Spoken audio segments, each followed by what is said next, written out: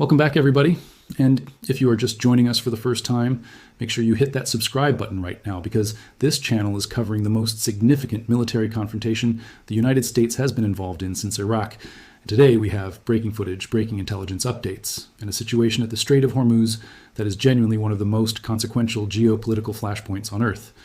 Right now, and it is all happening as of this morning, May 27th, 2026. Let me get straight into this because there's a lot to cover. The Islamic Revolutionary Guard Corps released footage through Iran's Fars news agency this morning, claiming that its air defense units intercepted and shot down a U.S. MQ-9 Reaper drone over the Persian Gulf, with the IRGC stating in an official release that the drone had violated Iranian airspace in the Persian Gulf area at dawn, and that it was, and I'm quoting from their official statement, struck by the latest air defense missile system of the aerospace forces of the Islamic Revolutionary Guard Corps. Now that is the claim from Iran. So let's talk about what we actually know from the American side and what independent analysts have been able to verify about the footage itself, because this is where things get very interesting and where you need to be careful about what you believe and what you don't. The drone footage that Iran released through its state media and Fars news agency, the footage showing what appears to be an MQ-9 Reaper drone being struck and falling from the sky, does appear to be authentic based on independent assessment. The silhouette is consistent with the MQ-9 airframe, the wingspan matches, and the manner in which it falls is consistent with a drone that has been hit by a surface-to-air missile rather than some staged video. Now, let's be clear about why that matters.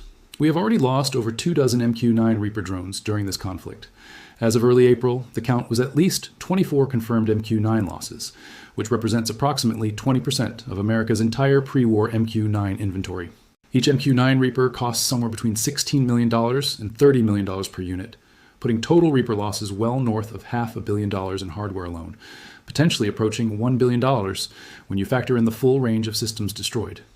So the loss of another Reaper drone, while operationally and financially painful, is not surprising in the context of this conflict.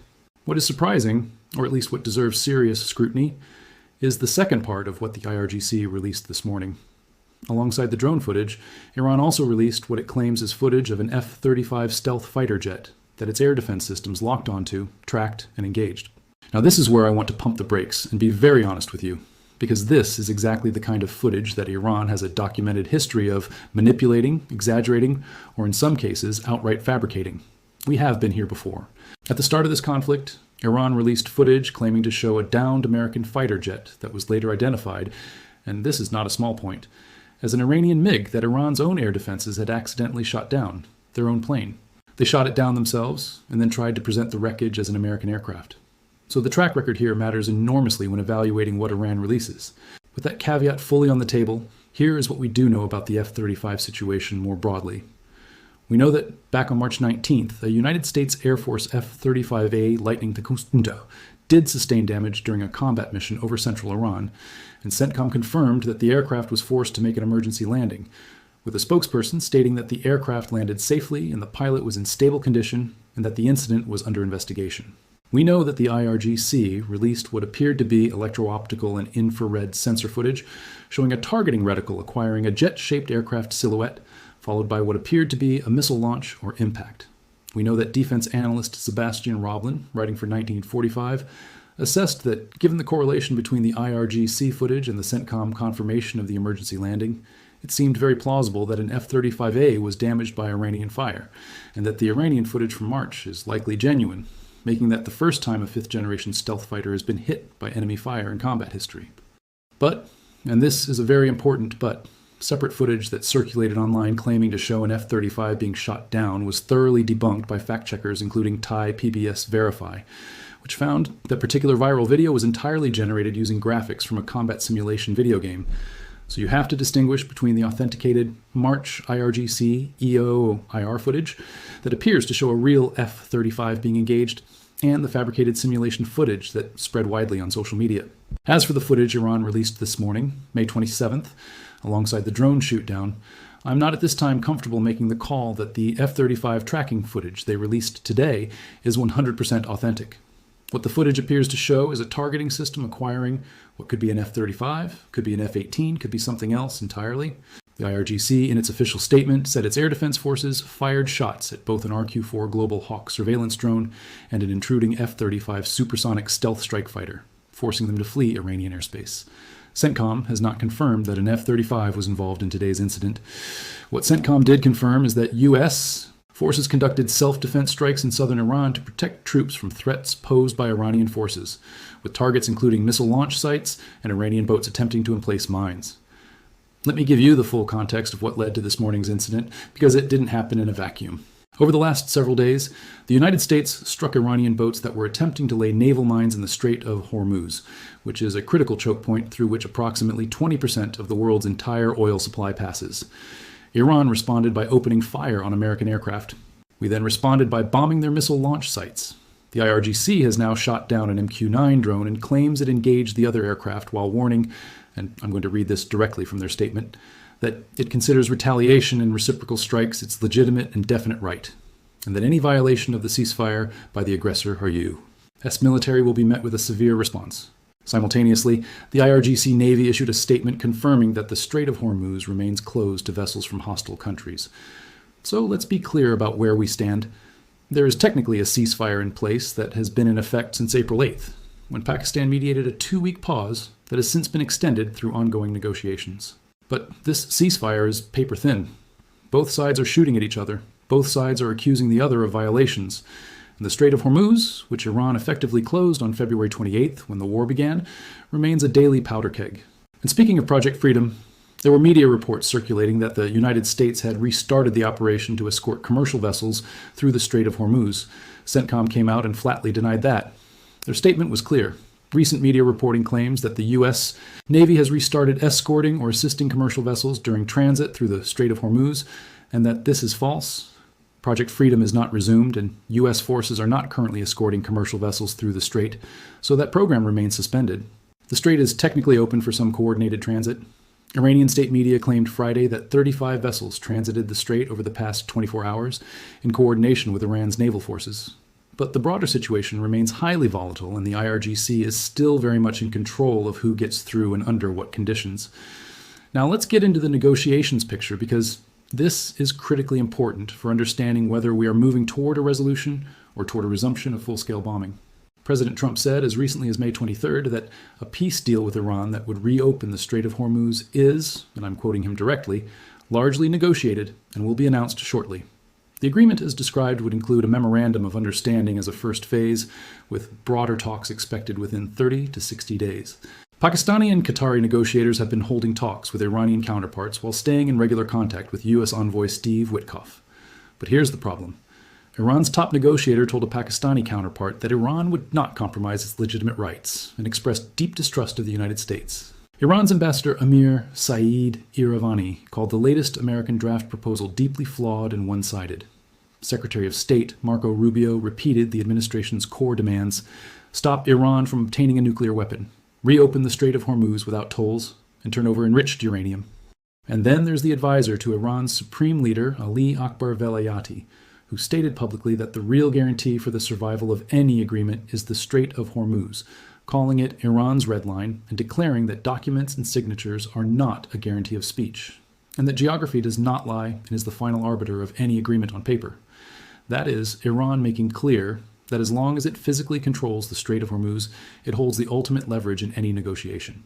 That control is what Iran cashed in during this war, and it is absolutely not going to give that card up for nothing. Now I want to get into the bigger picture on Iran's missile capability rebuild, because this is one of the most alarming intelligence developments coming out of the past few weeks, and it directly relates to what was one of the stated primary objectives of this entire military campaign. Eliminating Iran's ballistic missile capability, or at least severely degrading it, was not a secondary objective of Operation Epic Fury. It was one of the central foundational goals, and by multiple independent intelligence assessments from Israeli military officials, from U.S.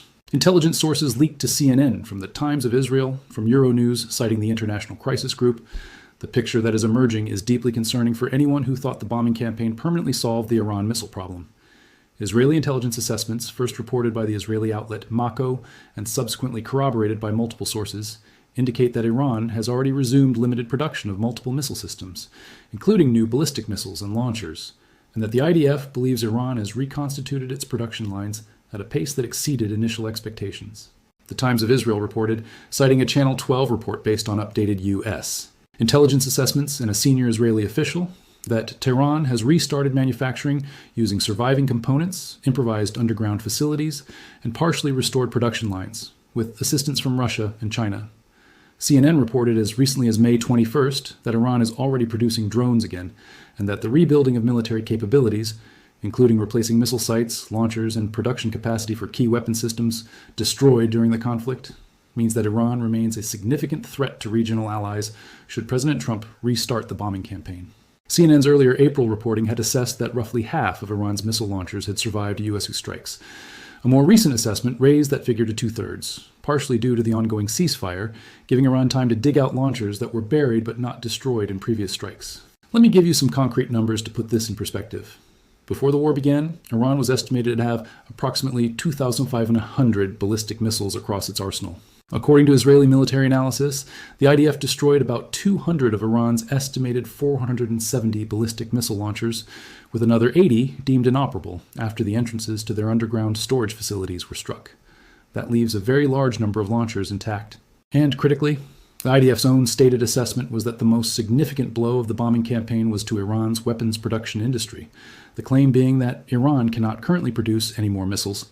But that claim is already being overtaken by the intelligence reporting, showing that Iran has resumed production faster than anyone expected, partly because even without its most advanced manufacturing equipment, Iran can fall back on older production methods.